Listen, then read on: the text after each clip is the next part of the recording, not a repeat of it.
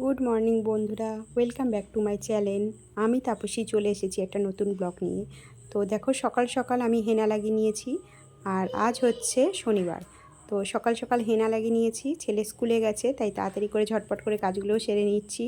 টেশিনগুলো ঘষে নিয়েছি। আর ওই দেখো অনেক কাঁচা পড়ে রয়েছে, তো কাচবো ভেবে রেখেছি, কাচবো, কিন্তু প্রচণ্ড মেঘ ধরেছে, এবার দেখা যাক কাচবো কিনা। এখনও ভিজাইনি ওই জন্য। আর দেখো আমার ছেলে চলে এসছে স্কুল থেকে। তো সে বলছে, মা দেখি তোমার সাথে একটু ক্যামেরা করে দেখি কেমন লাগছে। তো আনাজ কাটছিলাম এদিকে ভাত বসাবো বলে, কেননা সকালবেলা উঠে বাসি কাপড় ছেড়ে নিয়েছিলাম, যেহেতু হেনা লাগাবো বলে, তাই ভাবছি রান্নাটাও করে নিই একেবারে। তো তাই জন্য আলু কাটছি। তো আজকে ওর বাবা খাবে না, তো আমরাই তিনজন খাবো, তার জন্য 3টে আলু, আর এদিকে ইলিশ মাছ ভাজা আর ভাত।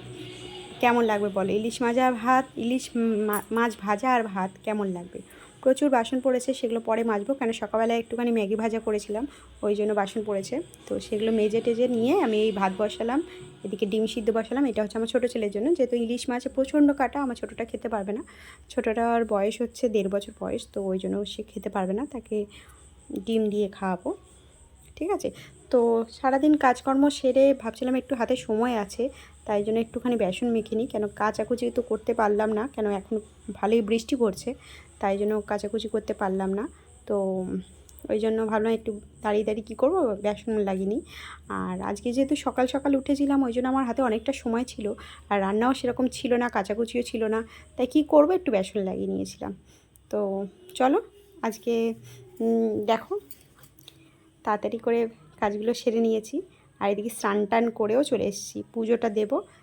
একটু সিঁদুর লাগিয়ে নিয়েছি, যেহেতু ঠাকুর ঘরে যাব, চেষ্টা করি স্নান করে উঠেই সিঁদুরটা পরা, কেননা স্নান করেই বলে সিঁদুর পরতে। তাই পুজো দিয়ে নিয়েছি, পুজো টুজো দিয়ে তারপর তোমাদের কাছে এসেছি। দেখো আমার ছোট্ট ঠাকুর ঘর, মানে ঠাকুরের সিংহাসন, সেখানে সমস্ত রকম ঠাকুর আছে। মা মঙ্গলচণ্ডী মায়েরও ঠাকুর আছে, সব রকম ঠাকুর, মোটামুটি ঠাকুর, সব রকম বলতে মোটামুটি ঠাকুর আছে। তাদেরকে নকুনদানা দিয়েছি, জল দিয়েছি, দিয়ে ভালো করে পুজো টুজো করে তাদের সেবা যত্ন করে এবার আমি নিজেকে একটু চুলটুল আঁচড়াবো। তো দেখো আমার ঠাকুর ঘরটা তোমাদের কেমন লাগে তোমরা প্লিজ বলো, হ্যাঁ।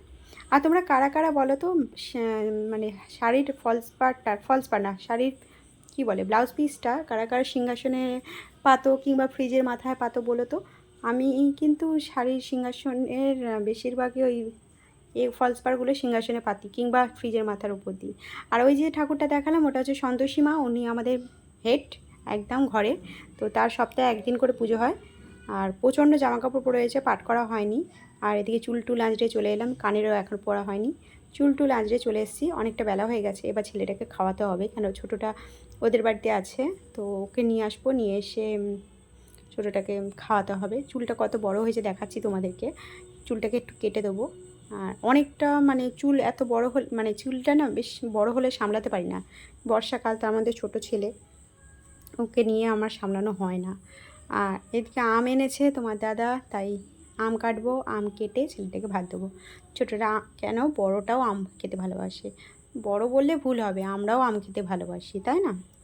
তো কি বলবো, আমি নতুন ব্লগ করছি, তো আমার পাশে তোমরা সবাই থেকো প্লিজ, আমাকে সাহায্য করো। আমটা গন্ধ শুকে দেখছি আসলে আমটা কেমন, মানে ভালোই গন্ধ, মানে সেন্টেজ লাগছিলো।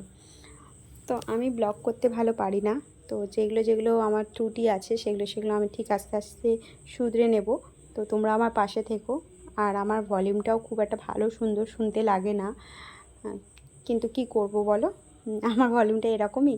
আমাকে অনেকে বলেছে তোমার গলার সাউন্ডটা ভালো না, গলার সাউন্ডটা ভালো না। কিছু করার নেই, আমাকে ভগবান যেটা দিয়েছে সেটাই আমাকে মেনে চলতে হবে, তাই না বলো? ঠিক আছে, তো চলো। এখন হয়ে গেছে তোমার, দুপুরবেলা শুয়ে পড়েছি, অন্ধকার, আলো জ্বলেনি, আর বাইরে প্রচণ্ড মেঘ। ওই দেখো জানলা দিয়ে একটু আলো বেরাচ্ছে, প্রচণ্ড মেঘ বাইরে, তাই ঘর অন্ধকার। ছোটোটা বড়োটা দুটোই ঘুমিয়ে পড়েছে, আমি একটুখানি ক্যামেরা করে আমিও একটু ঘুমিয়ে পড়বো। আর জানো তো, আজকে ঘুম থেকে উঠেছি অনেকটা দেরি করে, বেজে গিয়েছিলো পুরো 6টার কাছাকাছি। বিকেলবেলা তাড়াতাড়ি করে উঠেই দেখছি অন্ধকার হয়ে এসছে, উঠোনটা তাড়াতাড়ি করে ঝাঁট দিলাম, বাসন মাজলাম, ঘর ঝাঁট দিলাম, বিছনা ঝাড়লাম, ঝেড়ে চায়ের কাপ নিয়ে চলে এলাম। আর যেহেতু আমার বড় ছেলের এই কিছুদিন আগে পৈতে হয়েছিল, মানে চৈত্র মাসে পৈতে হয়েছিল, তাই ও তো সেই আর্নিক করবে, তাই আমি ওকে বললাম তুই সন্ধ্যেটা দিয়ে আমি করি, তো আর্নিকটা করে নিক। ওই জন্য আমি বসে পড়েছি চা খেতে আর কি। ঠিক আছে, তো চলো চাটা খেয়ে তারপর তোমাদের সাথে গল্প করতে ফিরে আসি। ঠিক আছে, ততক্ষণের জন্য আমার ভিডিওটা তোমরা দেখতে থাকো। চলো।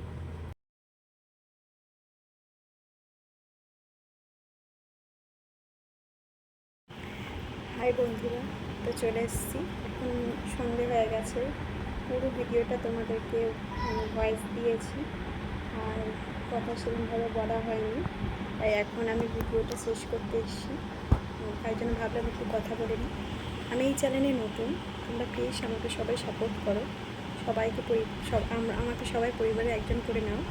আর আমার ভিডিওটা যদি তোমাদের সকলের ভালো লেগে থাকে তাহলে প্লিজ আমার চ্যানেলটাকে সাবস্ক্রাইব করো, লাইক করো অ্যান্ড শেয়ার করো। ঠিক আছে, তো সবাই ভালো থেকো, শান্তিতে থাকো, সুস্থ থেকো। ঠিক আছে, তো আমার কালকে আবার নতুন একটা ভিডিও আসবে, ততক্ষণের জন্য টাটা। আর রাতে সেরকমভাবে রান্নাবান্না কিছু নেই, রাতে ছেলের জন্য রুটি করব, যেহেতু বললাম ওর বাবা এখন নেই, কালকে ঘরে আসবে, তো ওই জন্য শুধু রুটি করব, তরকারি রয়েছে, রুটি করব, ফ্রিজ থেকে তরকারিটা বের করবো, রুটি করব। ঠিক আছে, তো চলো আজকের মতন টাটা। আর আবার বলছি আমি নতুন, প্লিজ তোমরা আমাকে সবাই সাপোর্ট করো, এই ওয়াইটিতে যেন আমিও একটা জায়গা করে নিতে পারি। আর যদি আমার এই ভিডিও ভালো লেগে থাকে তাহলে প্লিজ আমার পাশে থেকে সাপোর্ট করো। ঠিক আছে, আর এই যে চুল এখনও বাঁধিনি, চুলটা বাঁধবো, রাত্রিবেলা শোয়ার আগে চুলটা বেঁধে অবশ্যই শুনবো। তাই জন্য এই ঘরে এলাম, চুলটা মানে আঁচড়ে তারপর আমি শুবো। আর তার আগে বাসন মাজবো, বাসন টাসন মেজে রুটি করে তারপর আমি ছোটোটাকে খাওয়াবো, বড়োটাকে খেতে দেবো। ঠিক আছে, তো চলো আজকের মতো ভিডিওটা কাটে। ঠিক আছে।